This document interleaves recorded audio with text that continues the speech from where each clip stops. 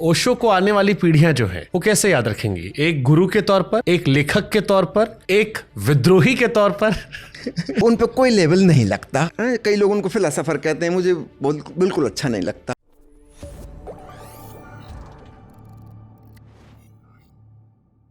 ओशो को आने वाली पीढ़ियां जो है वो कैसे याद रखेंगी? एक गुरु के तौर पर, एक लेखक के तौर पर, एक विद्रोही के तौर पर? कैसे ओशो को हम याद रखें? कौन थे देखिए, उन पे कोई लेबल नहीं लगता। कई लोग उनको फिलोसोफर कहते हैं, मुझे बिल्कुल अच्छा नहीं लगता, है ना। वो फिलोसोफर नहीं है, ना ही वो कोई लेखक हैं, है ना। उन्होंने अपने भीतर जो जाना उसको शेयर किया, है ना, बिना किसी बाउंड्री के, बिना किसी लिमिट के, है ना। उनको हम कह सकते हैं एक इंसान जिसने अपने भीतर भगवान को जाना और सबके भीतर भगवान को होने को पहचाना। एक साधारण इंसान, मैं जोड़ना चाहता हूँ, साधारण इंसान जैसे हम आप सब हैं वैसे ही, और अपने भीतर उस असाधारण तत्व को जाना जिसे जानकर परम शांति और परमानंद मिलता है। आप चाहें तो उसको भगवान कह लें, मर्जी आपकी, चाहें तो ना कहें। पुराने धर्मों के भगवान से उसका कोई लेना देना नहीं है। ना वो गुरु हैं किसी के, ना उन्होंने कोई किसी को अपने अनुयायी बनाया है, ना वो लेखक हैं, ना वो तीर्थंकर हैं, ना वो पैगंबर हैं, वो किसी का पैगाम नहीं लाए, वो किसी के पोस्टमैन नहीं है, ना वो तीर्थंकर हैं, ना वो कोई अवतार हैं किसी के, कुछ भी नहीं। पुराने हम जो भी लेबल लगाते हैं उसमें किसी कोटि में वो फिट नहीं होते। He is a unique person. उनको हम कैटेगराइज कर ही नहीं सकते। वो अपने आप में एक अद्वितीय खिलावट हैं। उनको उसी रूप में स्मरण किया जाए। एक घुमक्कड़ जो धरती पर आया, घूमा टहला, मजा लिया और सबको मजा लेना सिखाया और विदा हो गया। मैं भी, आपने तो आखिरी सवाल पूछ लिया, मैं भी आखिरी में कुछ बातें दर्शकों से कहना चाहता हूँ। ओशो फ्रेग्रेंस संस्था है सोनीपत में, जिसका आश्रम है। एक छोटा सा गांव है वहाँ, दीपालपुर, हरे भरे खेतों के बीच में छोटा सा आश्रम जिसका नाम है श्री रजनीश ध्यान मंदिर। यहाँ पर हर महीने एक हफ्ते के 2 शिविर होते हैं ओशो की देशनाओं पे आधारित, और 2 हफ्ते हम बाहर घूमते हैं, दूसरी जगह जाते हैं। हम भी घुमक्कड़ प्रवृत्ति के देश में विदेश में सब जगह ओशो की बात को प्रचारित करते हैं। इसके अलावा ऑनलाइन प्रोग्राम जूम मीटिंग पे चलता है ऑलवेज। करीब 1000 लोग इसको प्रति माह अटेंड करते हैं। तो आपको हमारे पास भी आने का कष्ट उठाने की ज़रूरत नहीं है। आप अपने घर बैठे जूम मीटिंग से अटेंड कर सकते हैं। इसका हमने कोई शुल्क भी नहीं रखा है, स्वेच्छानुसार वॉलंटरी कंट्रीब्यूशन, कोई जो देना चाहें उसका स्वागत है, कोई उसके फिक्स्ड फीस नहीं है। अगली बात मैं कहना चाहूँगा कि ओशो का सारा साहित्य, बड़ा नंबर है, साहित्य सागर है वो। 650 मूल किताबें हिंदी और अंग्रेजी की, लगभग 6000 ऑडियो प्रवचन, कई हज़ार वीडियो प्रवचन, उनके करीब 10,000 से अधिक खूबसूरत फोटोग्राफ, उनके सिग्नेचर्स अपने आप में एक कोटि है। उनके सिग्नेचर पीस ऑफ आर्ट हैं वो।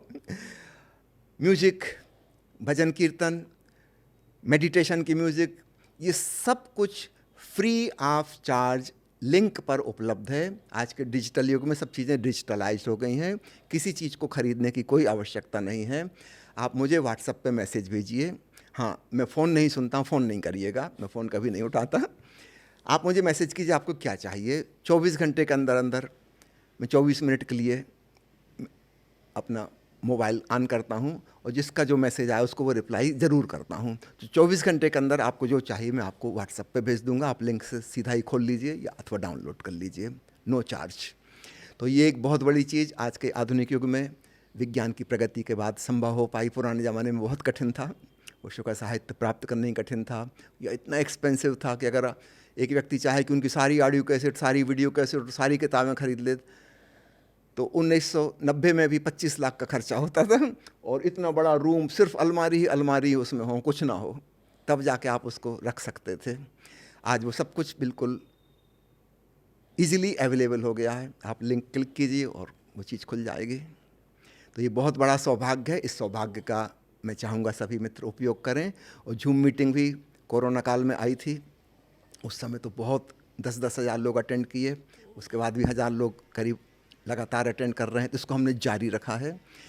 किसी के आने की ज़रूरत नहीं, कहीं जाने की ज़रूरत नहीं, अपने घर बैठे आप अटेंड कीजिए। आनंद आया सर आपसे बात करके, ओशो को समझने का मौका मिला। अगली बार ओशो के जीवन के किसी एक विशेष हिस्से को पकड़ के, अवश्य। उन किताबों को पढ़ के, ऑडियो को सुन के, हाँ जी, किसी एक विशेष हिस्से पर आपसे चर्चा करेंगे। मैं चाहूँगा कि ओशो ने जो साधना पद्धति दी है ना, वो जनता तक पहुँचे, लोगों तक पहुँचे। वो असली काम की बात है, फिजूल की बात है। रजनीशपुरम में क्या हुआ था कि पॉलिटिशियन ने क्या किया, हाउ डज इट मैटर, जो बीत गई सो बात गई। उनके शिष्यों ने क्या किया, अधिकांश जो बदनामी की बातें हैं और जो आरोप हैं ओशो पे नहीं हैं, वो उनके आसपास जो लोग थे उनकी करतूतों पे हैं। तो ओशो का क्रियाएं थोड़ी हैं वो, है ना, उनकी करतूतों पे हैं। उसकी चर्चा करने से भी क्या लाभ, लोग फालतू की बातें करते रहते हैं। जो असली बात है अध्यात्म की साधना, जिससे हमारा जीवन रूपांतरित हो सकता है, हमारी सारी अशांति, बेचैनी, मानसिक प्रताड़ना सब खत्म हो सकती है, हम बहुत आनंद की अवस्था में सदाबहार रूप से रह सकते हैं। उसके सूत्र लोगों तक पहुंचाएं, वो असली कीमती खजाना है। उसकी चाबी है, बस खोलना है और खुल जाएगा ताला। और बहुत आसान है, ना तो त्याग करना है, ना घर द्वार छोड़ना है, ना परिवार के खिलाफ होना है, ना उपवास करना है। आराम से अपने घर में रहिए, अच्छे से खाइए पीजिए, मज़ा लीजिए, अपना जीव का उपार्जन कीजिए, अपने परिवार का देखभाल करिए खूब प्रेम से। और याद रखिए, प्रेम के साथ जिम्मेवारी भी आती है। हम जिससे प्रेम करते हैं उसके बाद हमारा उत्तरदायित्व और रिस्पॉन्सिबिलिटी बनती है। ओशो की ये बातें। ओशो की फेवरेट लाइन कौन सी है आपकी? कोई एक कोट अगर आप जाते आते बताना चाहें। एक लाइन में अगर मैं कहना चाहूँ जो मुझे बहुत प्रिय लगती है, अक्सर मैं कहता हूँ, वो है, धन्य है वे जो स्वयं को खोजते हैं, स्वयं को पाते हैं और स्वयं हो जाते हैं। मैं समझता हूँ इससे बड़ी कोई बात हो नहीं सकती। हम बाहर दुनिया में तलाशते रहते हैं, कुछ और होने की कोशिश करते रहते हैं, किसी की नकल, किसी से प्रतिस्पर्धा, कहीं वहाँ पहुँचना है, यहाँ पहुँचना है। वो सब दुर्भाग्य की घटनाएं हैं। सौभाग्यशाली हैं वो जो स्वयं को खोजते, अपनी आत्मा की तलाश करते, मैं कौन हूँ, जो स्वयं को पाते और स्वयं ही हो जाते। इसके साथ ओशो यह भी कहते हैं कि तुम कुछ और हो ही नहीं सकते, तुम केवल तुम ही हो सकते हो। और हम सब कुछ और होने की दौड़ में, हम संसार की भाग दौड़ में उलझ गए और स्वयं से चूक गए। हमारा स्वयं का होना परमात्मा का होना है, हम खुद परमात्मा हैं। लेकिन हम भीतर जाएं, तलाशें, पाएं, तब हम पाएंगे वाह क्या बात, हम भी कैसे बुद्धू बने।